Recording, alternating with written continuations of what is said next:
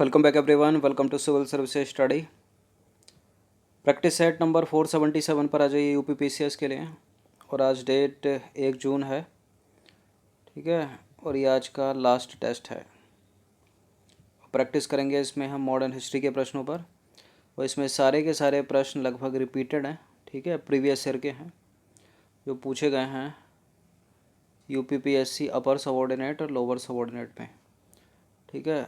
तो बताइएगा कि 15 में से 15 किसके सही हुए, ठीक है, कमेंट करिएगा। चलिए, तो क्वेश्चन नंबर 1 का आंसर करिए। निम्नलिखित में से कौन से प्रस्ताव वर्ष 1906 के भारतीय राष्ट्रीय कांग्रेस के कलकत्ता अधिवेशन में पारित किए गए? स्वदेशी बहिष्कार, राष्ट्रीय शिक्षा, उपरोक्त सभी। बताइए। स्वदेशी बहिष्कार, राष्ट्रीय शिक्षा, सभी। तो इसका आंसर हो जाएगा ऑप्शन नंबर डी, उपरोक्त सभी। तो स्वदेशी, ठीक है, बहिष्कार, राष्ट्रीय शिक्षा, सुशासन की मांगों पर समझौता प्रस्ताव जो है, स्वदेशी बहिष्कार, राष्ट्रीय शिक्षा एवं सुशासन की मांगों पर समझौता प्रस्ताव पारित किए गए। और 1906 के कांग्रेस के अधिवेशन में इन सभी 4 मुद्दों पर संकल्प पारित किए गए और स्वराज्य को भी लक्ष्य के रूप में घोषित किया गया। क्वेश्चन नंबर 2 पर आ जाइए। निम्नलिखित में से किसे मराठा मैकियावली कहा जाता है? मराठा मैकियावली संभाजी राव को नहीं कहा जाता, नारायण राव बाजीराव को नहीं, बालाजी विश्वनाथ भट्ट को भी नहीं, नाना फडणवीस को कहा जाता है। तो पेशवा शासन के दौरान नाना फडणवीस जो है मराठा साम्राज्य के प्रभावशाली मंत्री व कूटनीतिज्ञ थे और यूरोपियों के द्वारा उन्हें मराठा मैकियावली कहा जाता था, नाना फडणवीस को। क्वेश्चन नंबर 3 पर आ जाइए। भारत की स्वतंत्रता के समय भारतीय राष्ट्रीय कांग्रेस के अध्यक्ष कौन थे? इसका तो उत्तर पता ही होगा आपको, मौलाना अबुल कलाम आज़ाद नहीं है, JB कृपलानी, ठीक है, ऑप्शन नंबर बी। तो जीवंत राम भगवान दास कृपलानी यानी JB कृपलानी भारत की स्वतंत्रता के समय कांग्रेस के अध्यक्ष था, ठीक है। कृपलानी एक दार्शनिक, गांधीवादी, समाजवादी, पर्यावरणविद और स्वतंत्रता सेनानी थे। ये प्रश्न बड़ा पूछा गया है एग्जाम में। भारतीय पुरातत्व विभाग को स्थायी संस्था कब बनाया था? अगर प्रश्न यह है कि भारतीय पुरातत्व विभाग की स्थापना किसने की थी, तो उसका उत्तर क्या है? Alexander Cunningham. और भारतीय पुरातत्व विभाग को स्थायी संस्था बनाया गया था वर्ष 1906 में। ऑप्शन नंबर सी है इसका आंसर। तो भारतीय पुरातत्व विभाग की स्थापना 1861 में अलेक्जेंडर कनिंघम ने की थी, ठीक है, 1861 में अलेक्जेंडर कनिंघम ने। और इसको स्थायी संस्था बनाया गया था 1906 में। 1906 वही है जब मुस्लिम लीग की स्थापना हुई थी। क्वेश्चन नंबर 5 पर आ जाइए। सुभाष चंद्र बोस ने अंतरिम सरकार की स्थापना कब की थी? सुभाष चंद्र बोस ने अंतरिम सरकार की स्थापना की थी 1943 में। तो वर्ष 1943 में सुभाष चंद्र बोस ने सिंगापुर में, ठीक है, अर्जी हुकूमत हिंद नामक अंतरिम सरकार की स्थापना की थी। और इस सरकार का समर्थन जो है धुरी राष्ट्रों जापान, नाजी जर्मनी, इटली और उनके सहयोगियों ने किया था। क्वेश्चन नंबर 6 है। निम्नलिखित में से किस आंदोलन की शुरुआत नमक कानून को तोड़ने से हुई थी? नमक कानून को तोड़ने से हुई थी। देखिए, नमक कानून की जो डेट है वो 1930। अब असहयोग आंदोलन तो पहले ही हो गया 1920-22 का, तो एलिमिनेट कर दीजिए। होम रूल लीग कब का? 1916 का, एलिमिनेट कर दीजिए। भारत छोड़ो आंदोलन 1942 का, इसको भी हटा दीजिए। तो जो आसपास की सन यहाँ पर होती है वो 1930 की होती है। सविनय अवज्ञा आंदोलन, ऑप्शन नंबर बी हो जाएगा इसका आंसर। तो महात्मा गांधी ने 12 मार्च 1930 को साबरमती से यात्रा शुरू की और यह यात्रा 6 अप्रैल 1930 को डांडी नामक स्थान पर समाप्त हुई, ठीक है। गांधी जी ने डांडी में नमक बनाकर ब्रिटिश सरकार के कानून को तोड़ दिया और सविनय अवज्ञा आंदोलन की शुरुआत की। किस समाजवादी नेता ने जेल से भागकर भारत छोड़ो आंदोलन में हिस्सा लिया? कौन थे वो थे Ram Manohar Lohia, option number A. तो राम मनोहर लोहिया का जन्म 23 मार्च 1910 को उत्तर प्रदेश के अकबरपुर में हुआ था। ये स्वतंत्रता सेनानी थे, समाजवादी थे और कांग्रेस सोशलिस्ट पार्टी के सह संस्थापक भी थे। राम मनोहर लोहिया। क्वेश्चन नंबर 8 पर आ जाइए। बक्सर की लड़ाई के बाद बंगाल के नवाब की गद्दी पर किसे बिठाया गया? बैटल ऑफ बक्सर 1764, अंग्रेजों की विजय हुई। ठीक है, बंगाल, बिहार और उड़ीसा के दीवानी अधिकार मिले। तो सिराजुद्दौला को नहीं, ये बैठाया गया था मीर जाफ़र को। Option number C. तो बक्सर की लड़ाई हुई थी 1764 में और इस लड़ाई के बाद मीर जाफ़र बंगाल का नवाब बना और बक्सर का युद्ध भारत में अंग्रेजों के लिए निर्णायक युद्ध साबित हुआ, क्योंकि इसे जीतने के बाद बंगाल, बिहार और उड़ीसा के दीवानी अधिकार प्राप्त हो गए थे उनको। क्वेश्चन नंबर 9 है, स्वदेश बंधप समिति की स्थापना किसने की थी? स्वदेश बंधप समिति की स्थापना की थी अश्वनी कुमार दत्ता ने।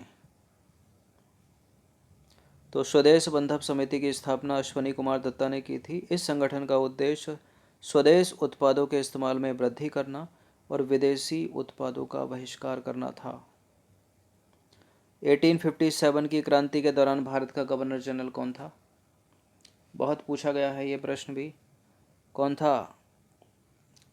लॉर्ड कर्जन तो हो नहीं सकता, ठीक है, उसका तो कार्यकाल 1905 तक है, यही है ना। लॉर्ड कैनिंग है यहाँ उत्तर, ठीक है। और मेयो का 1872 वाला हो गया। डलहौजी 53, 54, 52। तो लॉर्ड कैनिंग 28 फरवरी 1856 से 21 मार्च 1862 के बीच भारत के गवर्नर जनरल थे। क्वेश्चन नंबर 11 है, आज़ाद हिंद फौज की स्थापना किस देश में की गई थी? आज़ाद हिंद फौज की स्थापना की गई थी सिंगापुर में।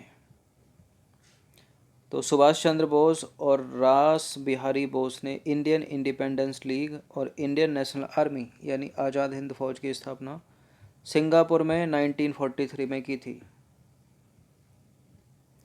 क्वेश्चन नंबर 12 पर आ जाइए। इंडियन यूनियन मुस्लिम लीग का मुख्यालय भारत के किस राज्य में स्थित है? इंडियन मुस्लिम लीग का जो मुख्यालय है भारत में स्थित है आज भी, और वो है मद्रास में। और मद्रास तो अब चेन्नई है, तो वो चेन्नई में है, ठीक है, तो यानी तमिलनाडु में हो गया।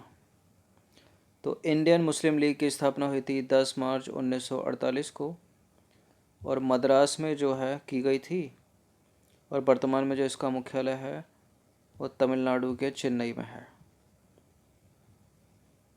भारतीय मुस्लिम लीग। क्वेश्चन नंबर 13 पर आ जाइए। कांग्रेस ने किस अधिवेशन में पूर्ण स्वराज्य का प्रस्ताव पारित किया था?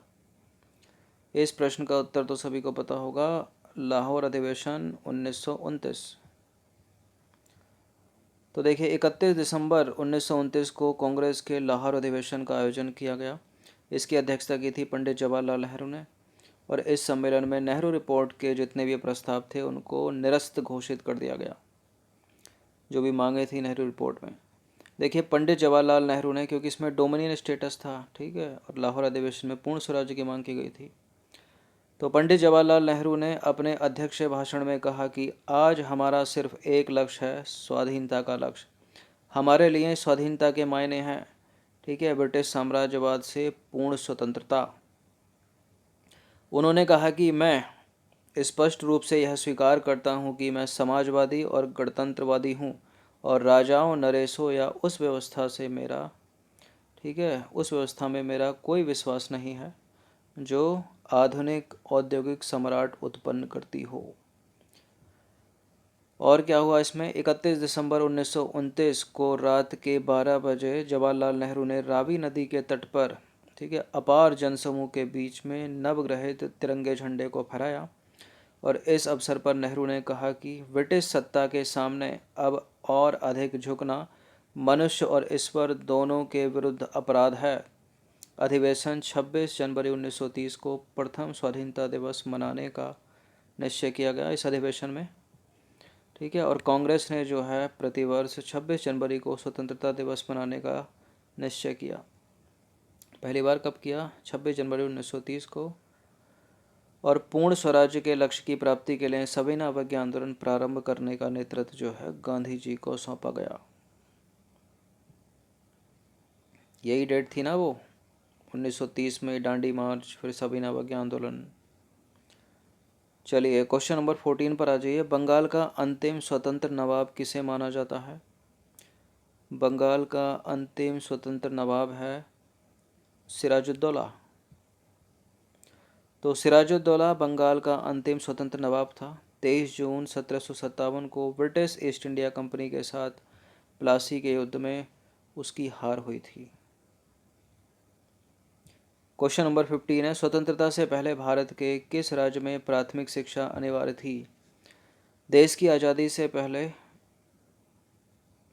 बड़ौदा में, ठीक है, प्राथमिक शिक्षा अनिवार्य थी। तो देखिए बड़ौदा रियासत में 1906 में प्राथमिक शिक्षा को अनिवार्य बनाने के लिए कानून पारित किया गया था। और देखिए इस 7 से 12 वर्ष के बच्चों के लिए प्राथमिक शिक्षा को अनिवार्य किया गया था। ठीक है, इसमें ठीक है, इसमें 7 से 12 वर्ष के बच्चों के लिए प्राथमिक शिक्षा अनिवार्य बड़ौदा रियासत में। तो ये 15 प्रश्न थे आधुनिक भारत के, इनकी प्रैक्टिस एक बार कर लीजिएगा। ठीक है, कमेंट करिएगा क्या किसी के 15 में से 15 सही हुए, क्योंकि सारे के सारे प्रीवियस ईयर के प्रश्न ही थे ये। चलिए प्लेलिस्ट बना रखिए, डिस्क्रिप्शन बॉक्स में लिंक है, वहाँ पर आप टेस्ट नंबर 1 से लेकर इस 477 पे नंबर के टेस्ट पर पहुँच सकते हो। देखिए टेस्ट जो नेक्स्ट डाला जाता है उसका नोटिफिकेशन आपको सही समय पर मिले, उसके लिए आपको यूट्यूब के बेल आइकन को प्रेस करना है सब्सक्राइब के बाद। ठीक है, धन्यवाद।